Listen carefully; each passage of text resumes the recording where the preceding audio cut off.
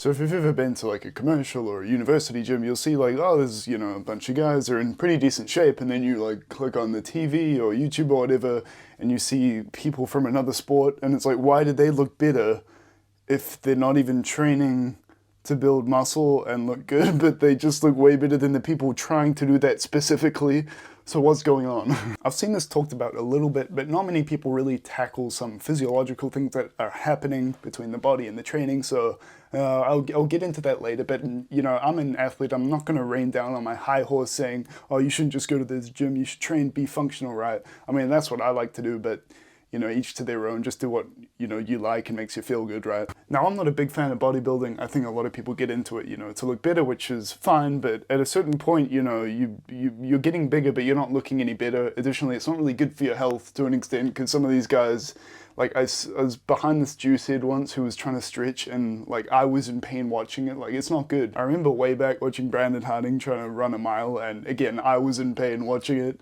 And I don't mind the guy, but it's a bit weird. You're putting all this time into your body, but it's functionally not that robust, right? Anyway, my name's Shay. I'm a nutritionist and an international level athlete. As someone who has, quite a few friends who just want to, build muscle, and also quite a few friends who are competitive athletes, I'm going to outline some of the differences I see in, lifestyle and training methodologies, and actually trying to answer this question of why is it that sometimes athletes who aren't training to look good just end up looking better anyway? Now, of course, a lot of competitive athletes are on juice at the highest level. I think some people think, oh, all professional athletes are on juice. I think that's a bit of a reach. As someone who was ranked in the top 100 in my event last year, I'm by no means world class, but, now that that's in reach, I can kind of say for sure that these guys, at least not all of them, are on juice. Because if I can get pretty close with what I've got, it's like, surely not, right? And if you look into a sport like MMA, you got guys like Cannonier and Chandler and Johnny Walker who are like absolutely crazy looking.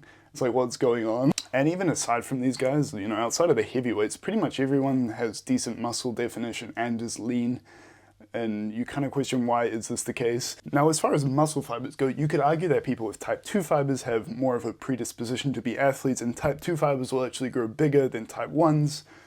They're more for like strength and power. But if we go further into this, type 2 fibers can be further divided into type 2A and type 2B. Type 2B you might have heard of as type 2X as well. But basically type 2A is going to be trained more through like hypertrophy training, like regular weightlifting. But type 2X is like the really hyper explosive ones, less so like pure static strength that you might train with like a deadlift. But the type 2X you're training with like sprinting or Olympic lifts, very explosive movements. And actually the type 2X will actually grow even more than the type 2A, which is interesting, right? Because if you think that people aiming for hypertrophy, why are they training type 2A? Of course you can't train type 2B the whole time because of explosive things over time at like a high intensity. You might get injured. But if you look at a sport like sprinters, they all have really, really developed shoulders, and although some of them might do some shoulder training, if you think about sprinting, it's a lot of like front raises with no weight and, as fast as you can, training that front delt there. Now for me, who's a jumper but also a bit of a sprinter too, my arms are actually quite thin, but my shoulders are comparatively bigger despite me not really doing isolation work for either of them. And if we take this to the absolute extreme, like the most powerful sport you can really do is Olympic weightlifting. And again, outside of heavyweights, some of these guys look insane, like especially some of the back muscles, because of course the snatch and clean and jerk is a lot of back work. I would definitely say these guys are the most powerful people on the planet. There might be people stronger, but as far as power goes, it's definitely these guys.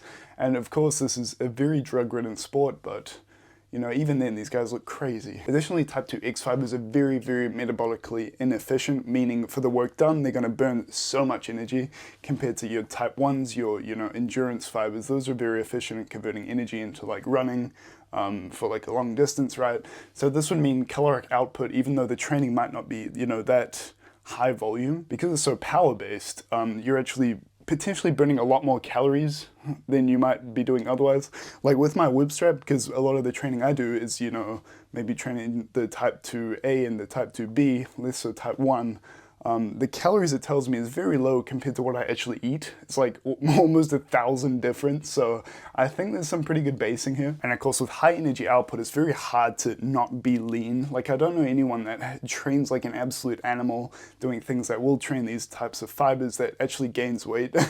You know, a lot of athletes have like just eat more sort of mentality rather than less. My next point is like the methodologies as far as dieting goes. I think the generic bodybuilder diet is terrible. Okay, if it fits your macros, is a terrible idea. Okay.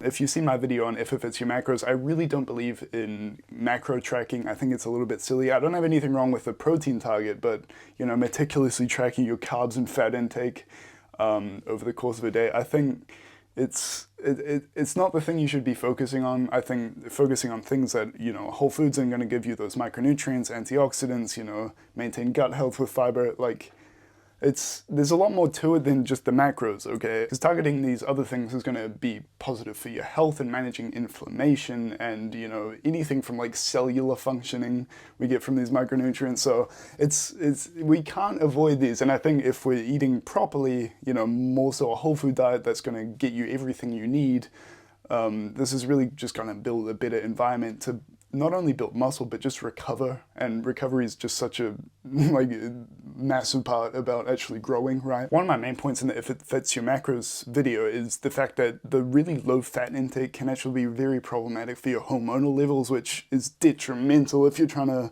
grow and build muscle and strength. So I think the diet methodology is very different, because for most of the athletes I know, particularly through like hard winter training, it's like I need to eat a lot and I need to eat quality food, but I don't really see the same with, you know, recreational bodybuilders. And you know, of course some of them do have good diets, but I think some of the fitness community is really pushing down like supplements, just have like a pretty poor diet, but you know, sprinkle some pills and powders on top. But those things don't really get you micronutrients or anything that's gonna, you know, benefit your health to a large extent, or inflammation or whatever. Now my next point is more to do with kind of body fat percentage, and I really don't recommend doing harsh weight cuts like ever, unless, you know, maybe the sport you do requires you to get into a weight category, because then I guess it's kind of part of the sport. But my point is here, it's really not good for your health.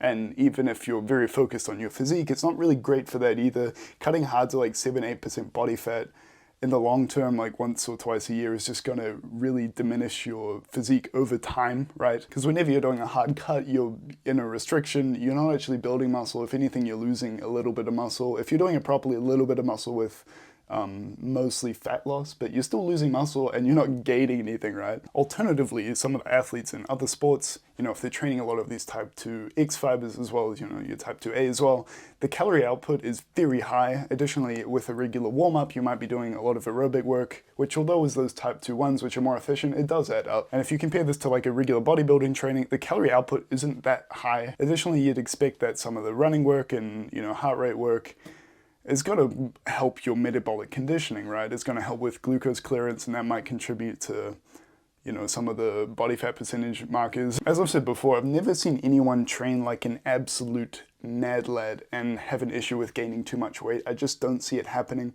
I think people discount the fact that your body's going to adapt to the task that you keep giving it.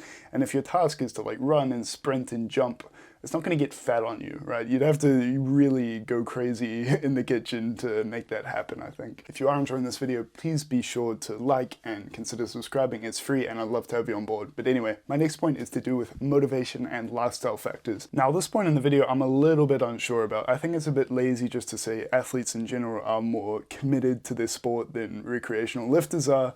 Because I know people who are trying to build muscle who are actually very meticulous. They train very well, you know, 6 days a week with a calculated rest day. As far as lifestyle factors, I think it might be a little bit different, particularly with alcohol.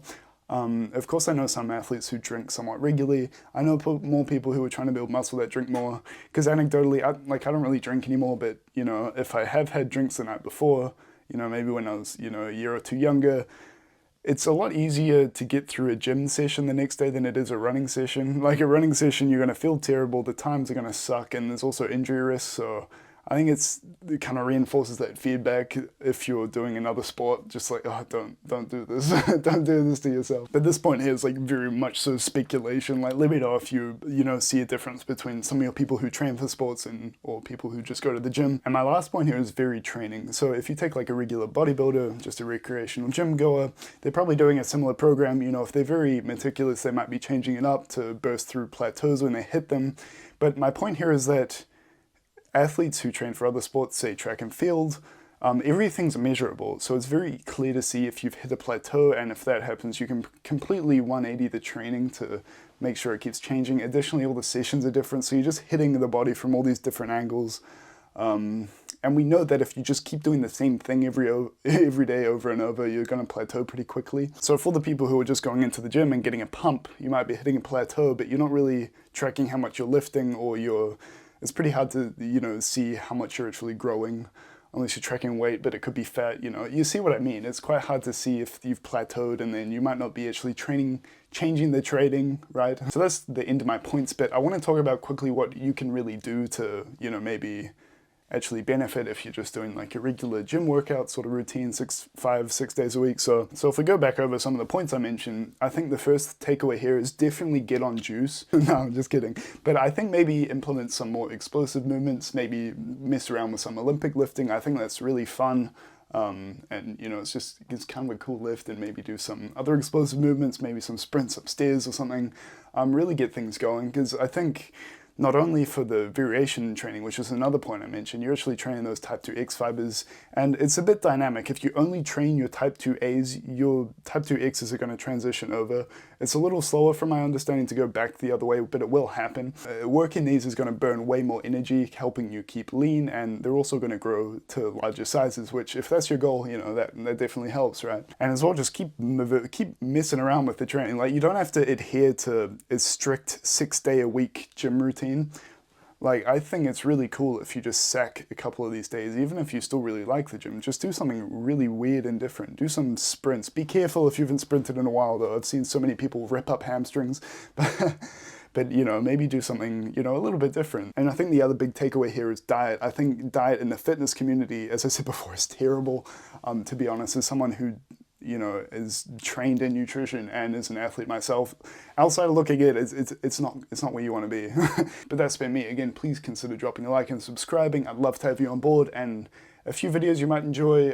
There's the If It Fits Your Macros one I talked about earlier. This one about ecdysterone, if you are trying to build muscle, might help you out too. So that's been me. I'll see you next time.